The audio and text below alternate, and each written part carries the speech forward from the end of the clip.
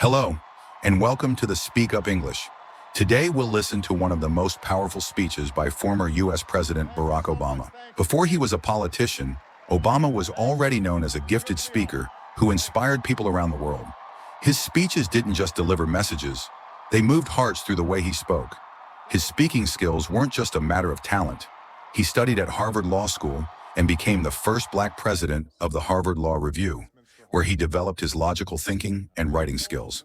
Before that, he worked as a community organizer in Chicago, where he learned how to truly listen to people and speak to their real-life struggles. Obama's speeches are known for their precise word choice, emotional delivery, and perfect rhythm. He often shares personal stories to create deep emotional connections, helping everyone in the audience feel part of one united message. In this video, we'll explore one of his most iconic speeches. It's a great chance for English learners to practice vocabulary, pronunciation, and sentence structure, but also to learn how to speak with heart and purpose. Thank you so much. Thank you.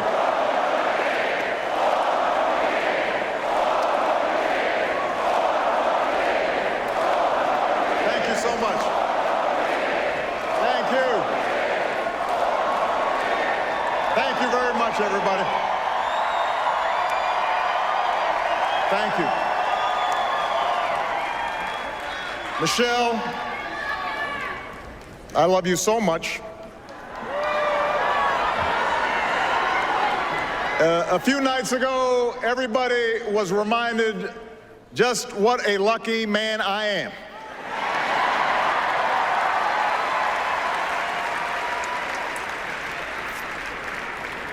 Malia and Sasha, we are so proud of you.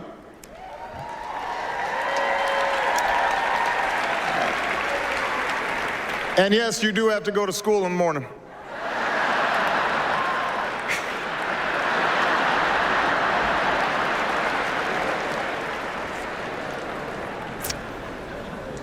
And Joe Biden, thank you for being the very best vice president I could have ever hoped for, and being a strong and loyal friend.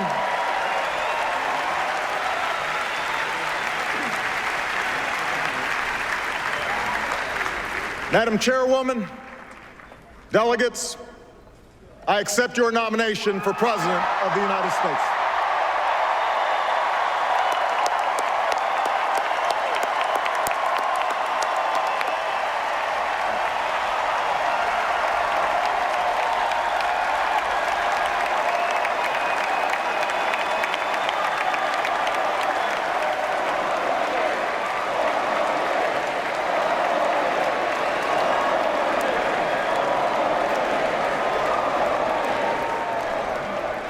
Now, the first time I addressed this convention in 2004, I was a younger man.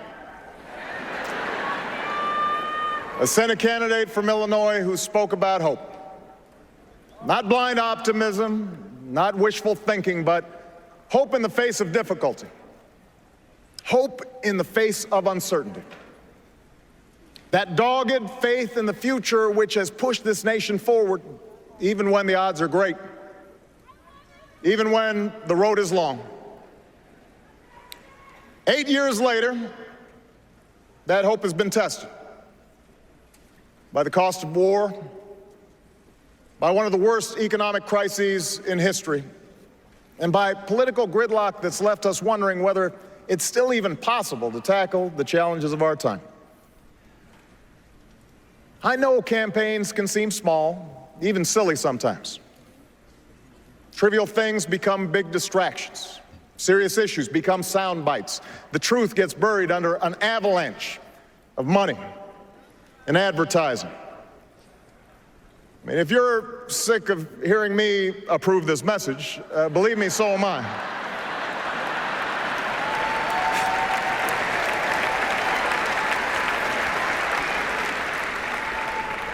But when all is said and done, when you pick up that ballot to vote, you will face the clearest choice of any time in a generation.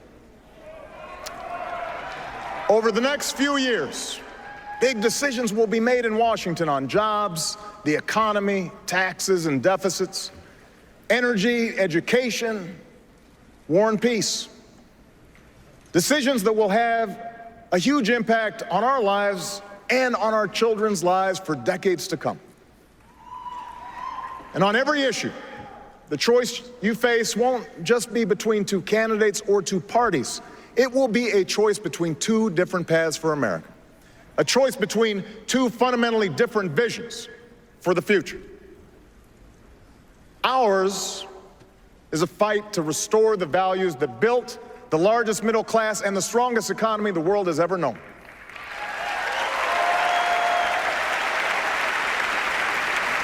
The values my grandfather defended as a soldier in Patton's army. The values that drove my grandmother to work on a bomber assembly line while he was gone. They knew they were part of something larger. A nation that triumphed over fascism and depression. A nation where the most innovative businesses turned out the world's best products, and everyone shared in that pride and success, from the corner office to the factory floor. My grandparents were given the chance to go to college, buy their own home, and fulfill the basic bargain at the heart of America's story. The promise that hard work will pay off, that responsibility will be rewarded, that everyone gets a fair shot, and everyone does their fair share, and everyone plays by the same rules, from Main Street to Wall Street to Washington, D.C.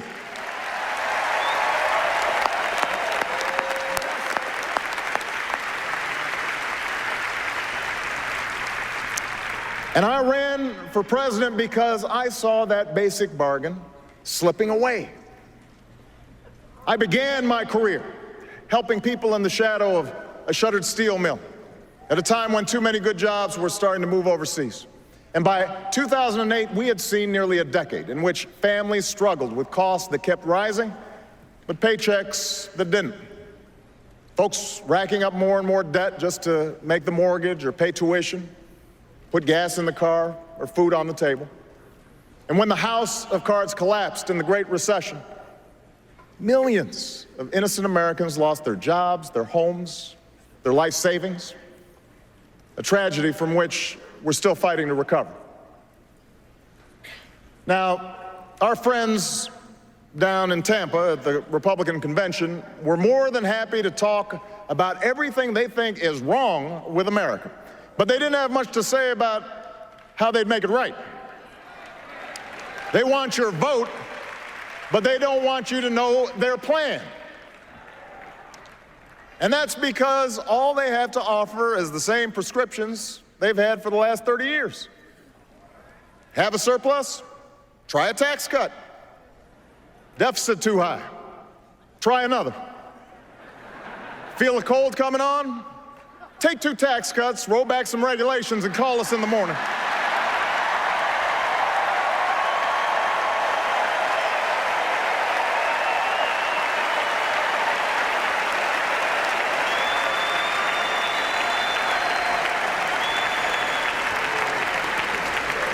Now, I've cut taxes for those who need it.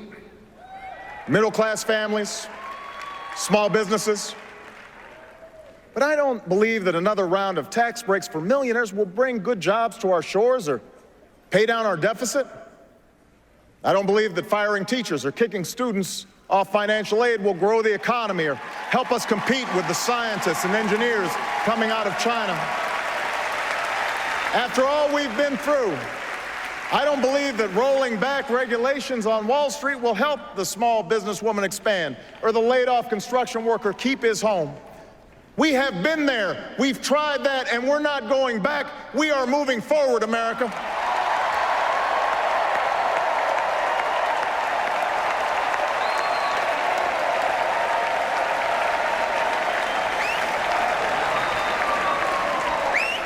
Now, I won't pretend the path I'm offering is quick or easy. I never have. You didn't elect me to tell you what you wanted to hear. You elected me to tell you the truth. And the truth is, it will take more than a few years for us to solve challenges that have built up over decades. It'll require common effort, and shared responsibility, and the kind of bold, persistent experimentation that Franklin Roosevelt pursued during the only crisis worse than this one. And by the way, those of us who carry on his party's legacy should remember that not every problem can be remedied with another government program or dictate from Washington. But know this, America, our problems can be solved. Our challenges can be met. The path we offer may be harder, but it leads to a better place, and I'm asking you to choose that future. I'm asking you to rally around a set of goals for your country. Goals in manufacturing, energy, education, national security, and the deficit. Real, achievable plans that will lead to new jobs, more opportunity, and rebuild this economy on a stronger foundation. That's what we can do in the next 4 years, and that is why I am running for a second term as President of the United States.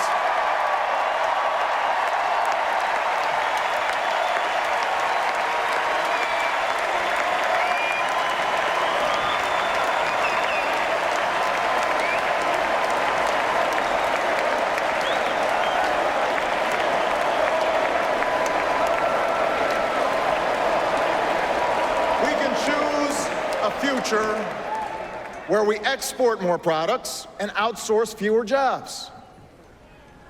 After a decade that was defined by what we bought and borrowed, we're getting back to basics and doing what America's always done best. We are making things again. I've met workers in Detroit and Toledo who feared they'd never build another American car. And today they can't build them fast enough because we reinvented a dying auto industry that's back on the top of the world. I've worked with business leaders who are bringing jobs back to America, not because our workers make less pay, but because we make better products, because we work harder and smarter than anyone else.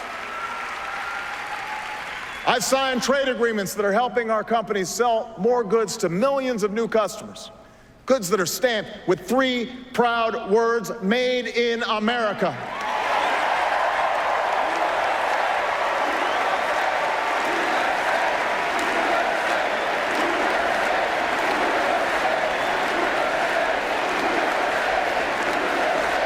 And after a decade of decline, this country created over 500,000 manufacturing jobs in the last 2.5 years. And now you have a choice. We can give more tax breaks to corporations that ship jobs overseas, or we can start rewarding companies that open new plants and train new workers and create new jobs here in the United States of America.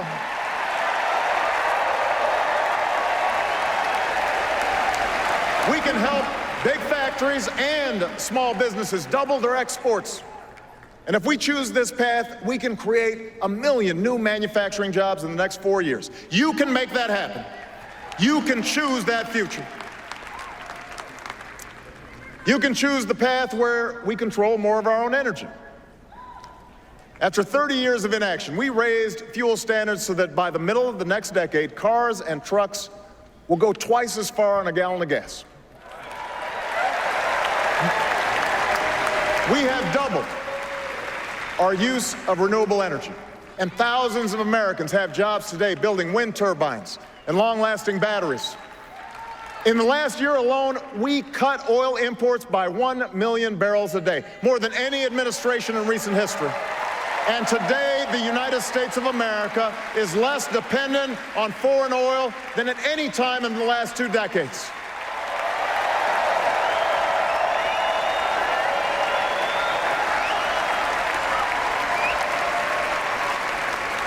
So now you have a choice between a strategy that reverses this progress or one that builds on it.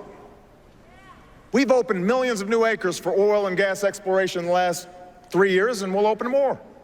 But unlike my opponent, I will not let oil companies write this country's energy plan or endanger our coastlines or collect another $4 billion in corporate welfare from our taxpayers. We're offering a better path.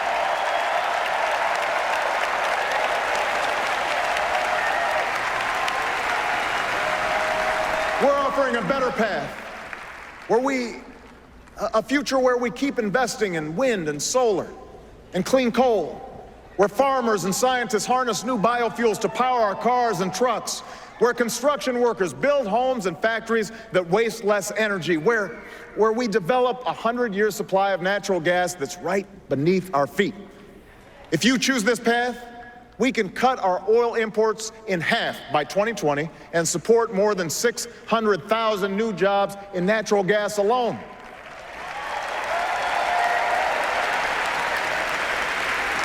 And yes, my plan will continue to reduce the carbon pollution that is heating our planet, because climate change is not a hoax. More droughts and floods and wildfires are not a joke. They are a threat to our children's future, and in this election, you can do something about it.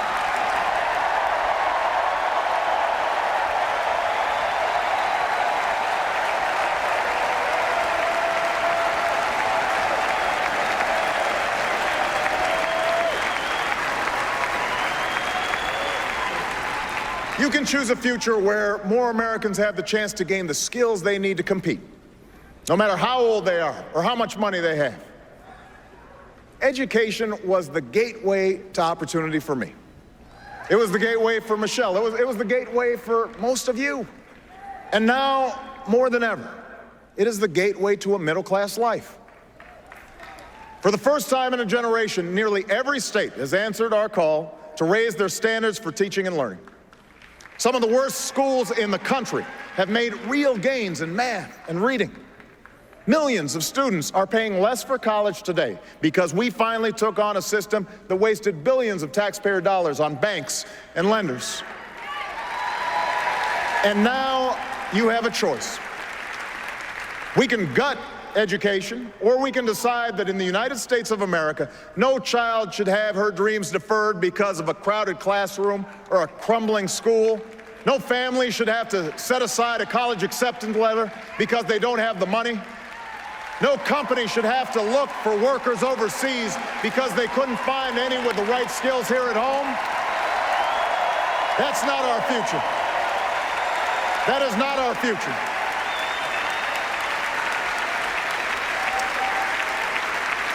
The government has a role in this, but teachers must inspire, principals must lead, parents must instill a thirst for learning, and students, you got to do the work. And together, I promise you, we can out-educate and out-compete any nation on earth. So help me recruit 100,000 math and science teachers within 10 years and improve early childhood education.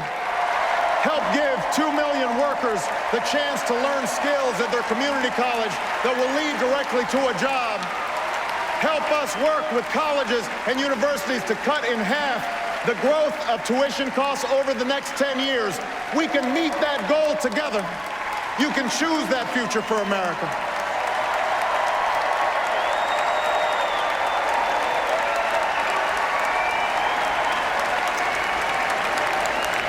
That's our future. You know, in a world of new threats and new challenges, you can choose leadership that has been tested and proven. 4 years ago, I promised to end the war in Iraq. We did. I promised to refocus on the terrorists who actually attacked us on 9/11, and we have. We've blunted the Taliban's momentum in Afghanistan, and in 2014, our longest war will be over. A new tower rises above the New York skyline. Al-Qaeda is on the path to defeat, and Osama bin Laden is dead.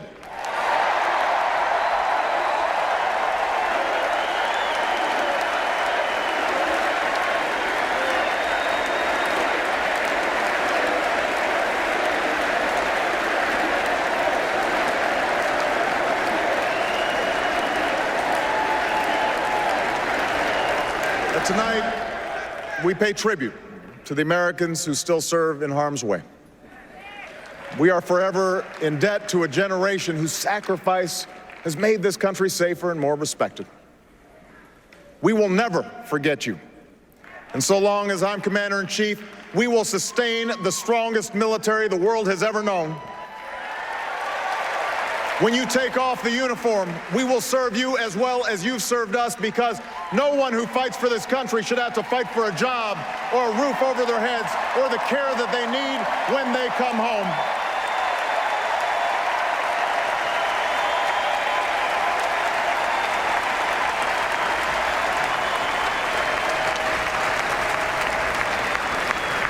Around the world, we've strengthened old alliances and forged new coalitions to stop the spread of nuclear weapons. We've reasserted our power across the Pacific and stood up to China on behalf of our workers. From Burma to Libya to South Sudan, we have advanced the rights and dignity of all human beings, men and women, Christians and Muslims and Jews. But for all the progress that we've made, challenges remain. Terrorist plots must be disrupted. Europe's crisis must be contained. Our commitment to Israel's security must not waver, and neither must our pursuit of peace.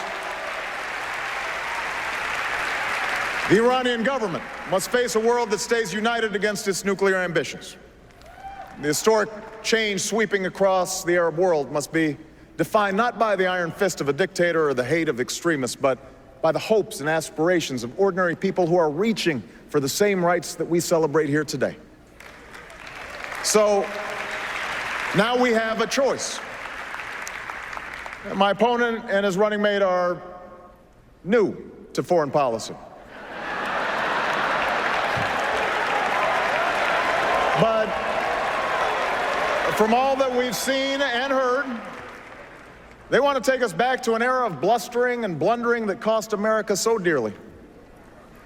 After all, you don't call Russia our #1 enemy, not Al-Qaeda, Russia, unless you're still stuck in a Cold War mind warp.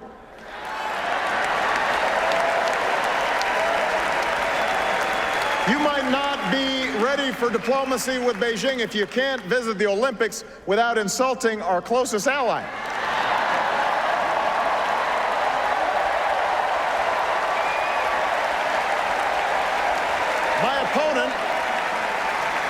My opponent said that it was tragic to end the war in Iraq, and he won't tell us how he'll end the war in Afghanistan. Well, I have, and I will. And while my opponent would spend more money on military hardware that our Joint Chiefs don't even want, I will use the money we're no longer spending on war to pay down our debt and put more people back to work, rebuilding roads and bridges and schools and runways, because after 2 wars that have cost us thousands of lives and over $1 trillion, it's time to do some nation building right here at home.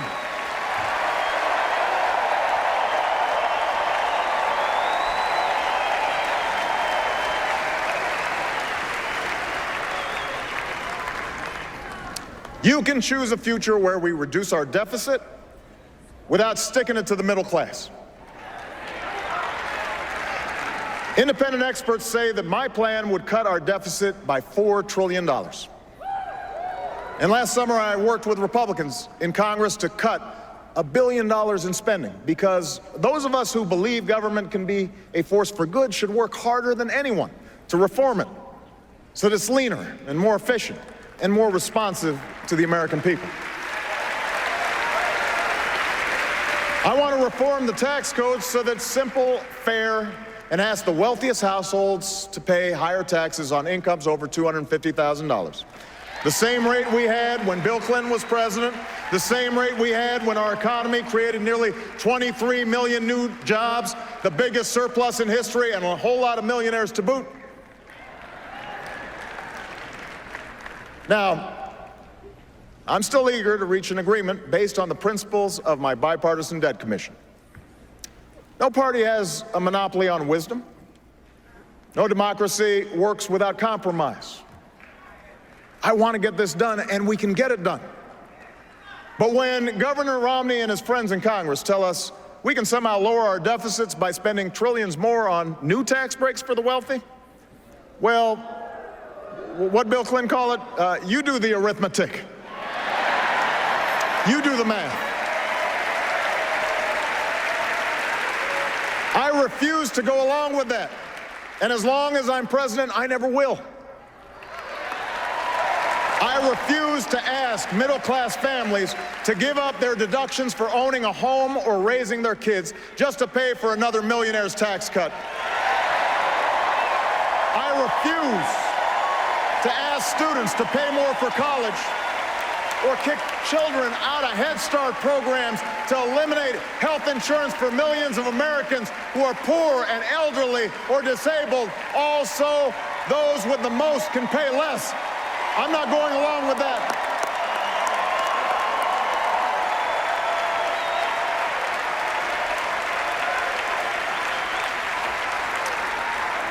And I will never turn Medicare into a voucher.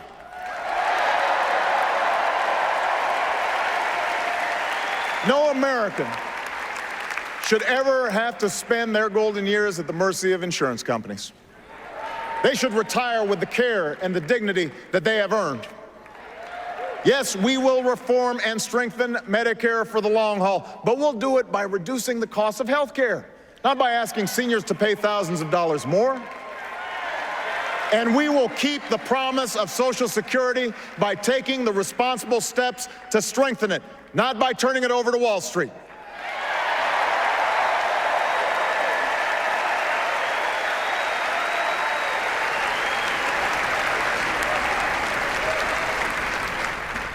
This is the choice we now face. This is what the election comes down to. Over and over, we've been told by our opponents that bigger tax cuts and fewer regulations are the only way. That since government can't do everything, it should do almost nothing. If you can't afford health insurance, hope that you don't get sick. If a company releases toxic pollution into the air your children breathe, well, that's the price of progress. If you can't afford to start a business or go to college, take my opponent's advice and borrow money from your parents.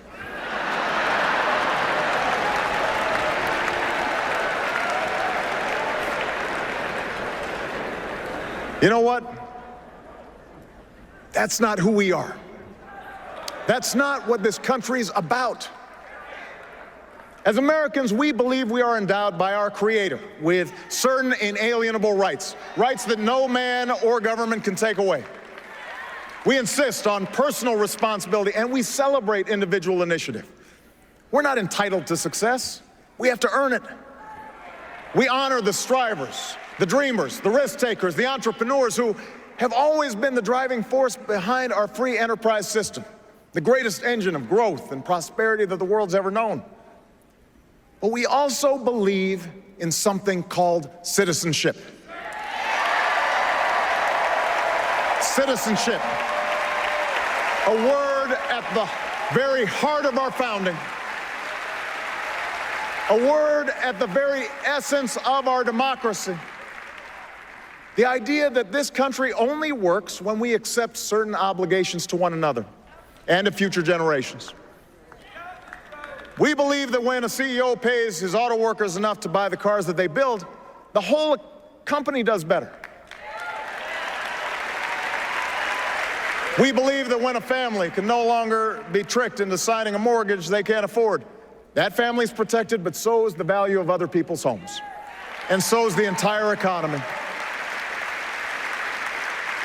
We believe the little girl who's offered an escape from poverty by a great teacher or a grant for college could become the next Steve Jobs, or the scientist who cures cancer, or the President of the United States, and it is in our power to give her that chance.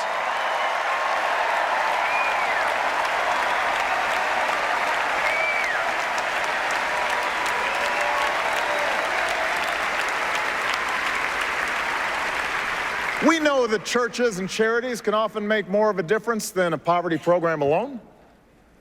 We don't want handouts for people who refuse to help themselves, and we certainly don't want bailouts for banks that break the rules.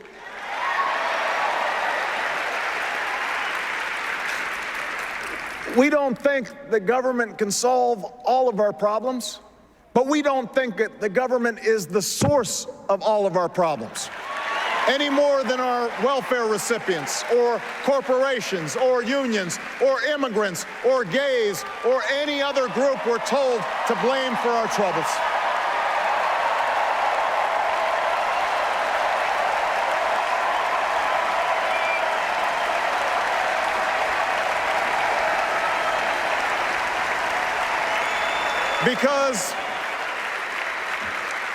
Because America, we understand that this democracy is ours. We, the people, recognize that we have responsibilities as well as rights, that our destinies are bound together, that a freedom which asks only what's in it for me, a freedom without a commitment to others, a freedom without love or charity or duty or patriotism is unworthy of our founding ideals and those who died in their defense.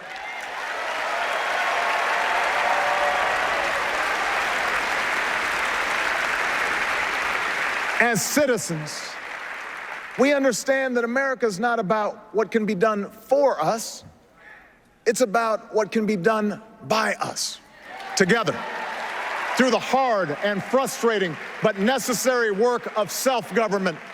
That's what we believe. So you see, the election 4 years ago wasn't about me. It was about you. My fellow citizens, you were the change.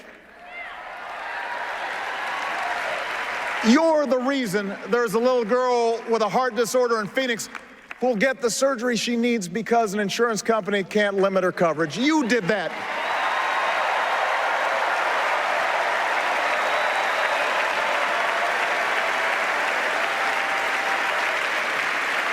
You're the reason a young man in Colorado who never thought he'd be able to afford his dream of earning a medical degree is about to get that chance. You made that possible.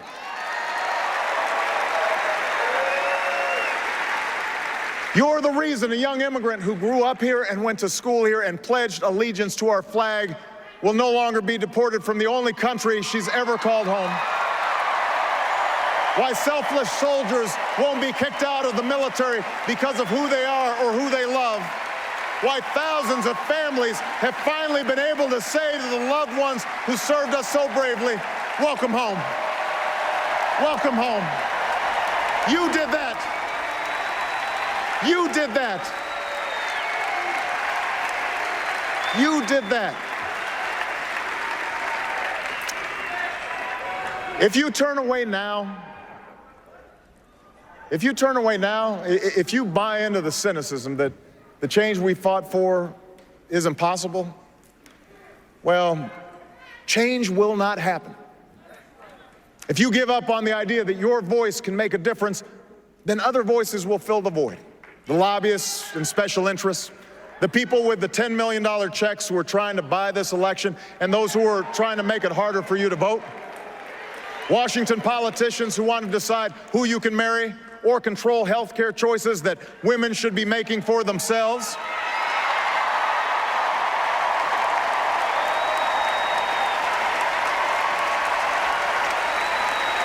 Only you can make sure that doesn't happen. Only you have the power to move us forward.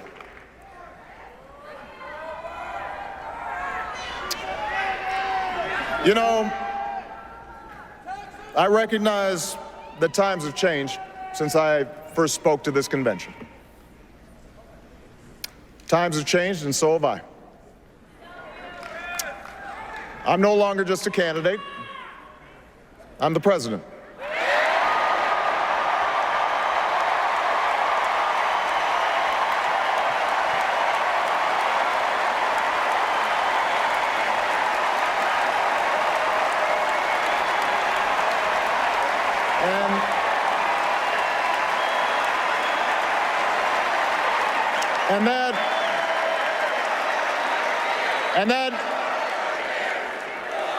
And that means I know what it means to send young Americans into battle. For I've held in my arms the mothers and fathers of those who didn't return. I've shared the pain of families who've lost their homes and the frustration of workers who've lost their jobs. If the critics are right that I've made all my decisions based on polls, then I must not be very good at reading them.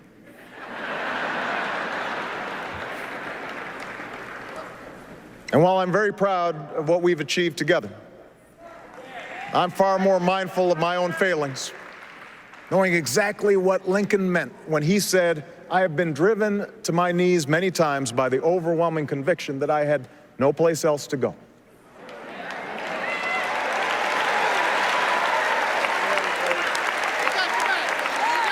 But as I stand here tonight, I have never been more hopeful about America.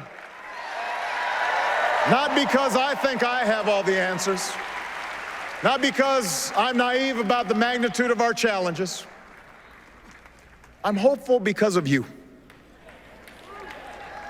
The young woman I met at a science fair who won national recognition for her biology research while living with her family at a homeless shelter, she gives me hope.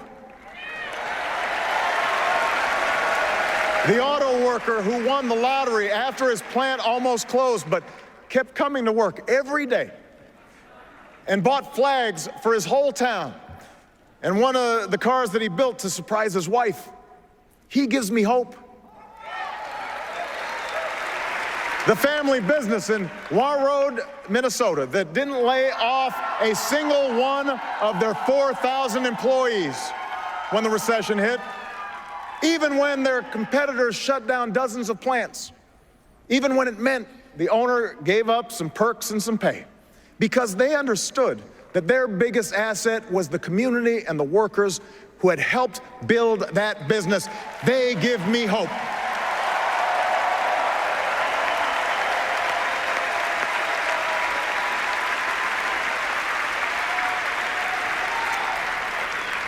I think about the young sailor I met at Walter Reed Hospital, still recovering from a grenade attack that would cause him to have his leg amputated above the knee. And 6 months ago, we would watch him walk into a White House dinner honoring those who served in Iraq. Tall and 20 pounds heavier, dashing in his uniform, with a big grin on his face, sturdy on his new leg. And I remember how a few months after that, I would watch him on a bicycle, racing with his fellow wounded warriors on a sparkling spring day, inspiring other heroes who had just begun the hard path he had traveled. He gives me hope.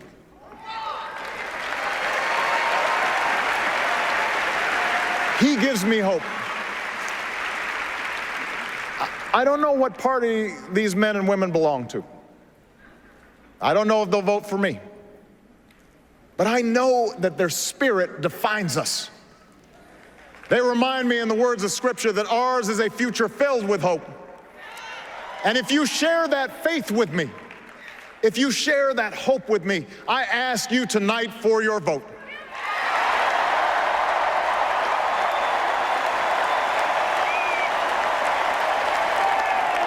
If you reject the notion that this nation's promise is reserved for the few, your voice must be heard in this election. If you reject the notion that our government is forever beholden to the highest bidder, you need to stand up in this election. If you believe that new plants and factories can dot our landscape, that new energy can power our future, that new schools can provide ladders of opportunity to this nation of dreamers, if you believe in a country where everyone gets a fair shot and everyone does their fair share and everyone plays by the same rules, then I need you to vote this November.